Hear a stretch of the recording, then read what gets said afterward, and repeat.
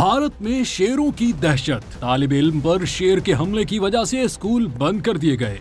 रियासत उत्तराखंड के जिला पूड़ी गढ़वाल में शेरों की दहशत से लोगों में खौफ व हिरास फैल गया। एजुकेशन अफसर के मुताबिक हफ्ते की सुबह 7 बजे थांगर गांव में एक तालिब इल्म पर शेर ने हमला करके उसे जख्मी कर दिया था। इसके अलावा थांगर के सरकारी प्राइमरी स्कूल के पास भी शेर को देखा गया, जिसके बायस लोगों में खौफ व हिरास फैल गया है। जिसके बाद शेरों के हमले को देखते हुए मकामी इंतजामिया ने तलबा और तालिबात के तहफ़्फ़ुज़ के पेश नज़र तहसील द्वारी खाल के 9 स्कूलों को 23 और 24 सितंबर को बंद रखने का ऐलान किया है, जबकि मकामी इंतजामिया और महकमा जंगलात की टीम शेरों को पकड़ने के लिए इक़दाम कर रही है।